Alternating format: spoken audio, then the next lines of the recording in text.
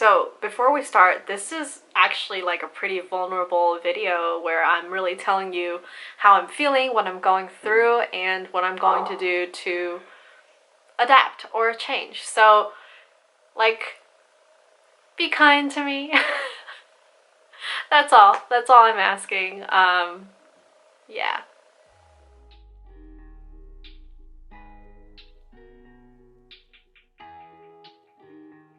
Hi guys, Lisa He of Borderlands Bakery here, and I quit Instagram for 4 days. Now, 4 days might not seem like a long time to many of you, but it's a lot for me. My livelihood, my business is dependent predominantly on Instagram to help me bring in revenue. So I knew by quitting that it was going to have some financial implications, and that was okay. I was prepared for that.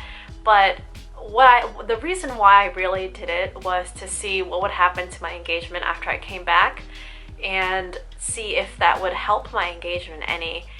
In mid-April 2020, my engagement took a huge dip, what seemed like an overnight thing, because when you look at the numbers, first half of April to second half of April, Instagram stopped showing my posts to 60% of my audience.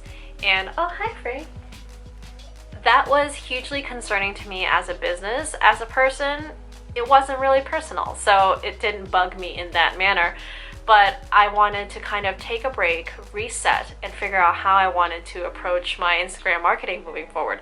So here are some of the things that I did during that 4-day break, and some of the things that I learned coming out of it and that I will be doing differently from now on. So like, I baked a cake, I hung out a lot with my dogs, I kept working because being off of Instagram doesn't mean you're not working. I wrote a lot, I created a bunch of new digital content, I planned out some things I was going to do rest of this month and rest of next month, and made some big decisions for my business for the rest of 2020 because COVID is going to be around for a while. Things are going to be very different. I was really curious to see if being off of Instagram would have any mental impact on me, like would I be happier or anything like that, and honestly, I felt like I had less on my plate to deal with, so there wasn't that urgent, oh my god, I have messages, I have to get back to them. I kind of just cold turkey quit, just like deleted it off my phone. And I felt fine. I didn't miss it in that way, but I actually did miss the social part of it. So I missed talking to people that I regularly talked with. I missed scrolling through the feed and consuming as a consumer, because I love Instagram as a consumer, not just as a content creator. So I really actually missed that part of it. I didn't feel like I was mentally healthier or that my anxiety went down or anything like that. But it was really nice actually to not get any notifications at all. I've had notifications turned on my entire Instagram life, so like since 2011, 2012. And coming out of it, one of the things was I decided to turn notifications on for good for all of my social platforms. And that has really given me some focus back in my day. I'm not constantly checking my phone anymore because I'm not seeing those notifications pop up. I do think that has helped me feel better and improved my productivity overall. So that's definitely a huge upside. My phone battery died way less fast. I only charged it once a day. We were fine. I was going off of 2 charges a day because I was on Instagram like 3.5-4 hours a day, so that's crazy. So another one of the things that I'm going to be changing moving forward is really kind of revisiting why I started Instagram in the first place, is documenting my journey, sharing my perspective, which I feel like I just haven't done that much of in the last couple of months, so I'm going back to that. And it was just really about prioritizing bringing revenue in for the business so that we could keep everybody paid first, especially in the last couple of months, and everything else came later. You're looking for, I quit my day job in November 2019, and the realization is working for somebody else is way easier than working for yourself. And just think about that for a second, because when you're working for yourself, everything is on the line. You're just kind of like making decisions based off of what's going to be best for your business, short term and long term. And sometimes you're a little bit blinded by that. I feel pretty good about the decisions I've made, but I also recognize that as times change, I also have to change with it. So when we all started becoming quarantined, the buying patterns change, right? They move online. People are looking for other types of content, not just photos, more videos, more interactive stuff, more do-it-yourself, more activities. So how do I pivot my business in order to satisfy all those things? Maybe my formula of 2 pictures, 1 video wasn't working anymore. For whatever reason, Instagram is not showing my content to you, and maybe it's because I make shitty content.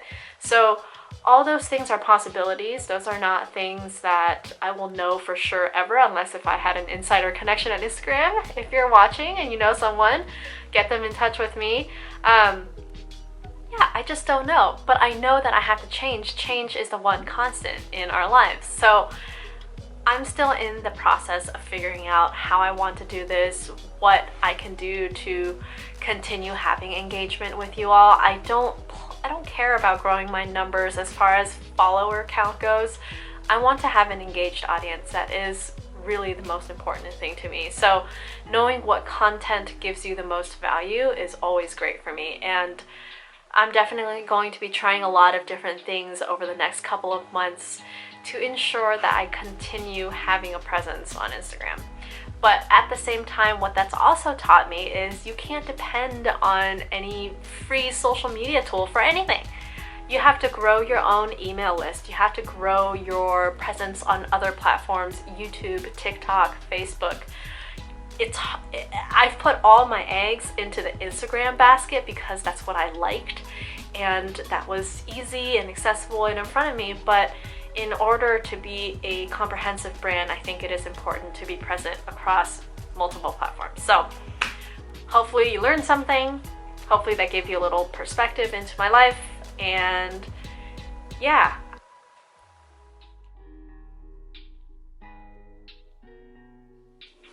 Oof. Feels so awkward. Hi guys, April 30th, 2020, and we've been in quarantine for about 6 or 7 weeks now. I've lost track, honestly, but because we're not going out to eat, we're not hanging out with friends, we're not seeing people in real life, I've been working pretty much every waking minute, and it's finally caught up to me. I decided to delete Instagram off my phone for 4 days, no Facebook, no social media from a business perspective. Everything social media wise that I will engage in is just for fun. But I'm horrified because I don't know what that means for my business, because I depend on social media to get business. So this is going to be super, super interesting. But more importantly, I need to recharge myself, my energy in just doing daily business stuff, as well as my creativity, because I feel like it's just not happening lately. So come along and see what happens in this 4-day experiment. So I'm here putting fondant in these molds, making little seahorses so that I can paint them and put them on the cake.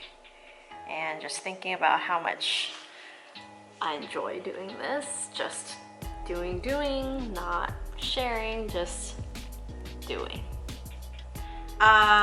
No Instagram day 2, and my business has definitely seen a dip. It's at like 30% of what I expect it to be normally when I do have Instagram, which is super interesting. But I think that's the point of a break, right? You can't be grinding, making money 24/7. So like when the quarantine first started, that was where my head was at, is I have to make all the numbers better than they were because of the quarantine. And now I have to pull back and shift my mind to, I need to find a sustainable way forward with ebbs and flows, if that's okay. So just trying to find that balance. But I did get a really funny package in the mail today from my friend Alva, the Bento Kitchen. And she heard I was having some toilet paper challenges. So how cute is this? She wrapped up a roll of toilet paper in Borderlands Bakery tissue, and it says, "In case of emergency." I mean, it looks really good, you guys. I feel like I need to get in the toilet paper business. She also dehydrated some dog treats for my girls. And of course, she also included a bunch of dog toys for the girls because she spoils me and my dog. So thank you, Alva.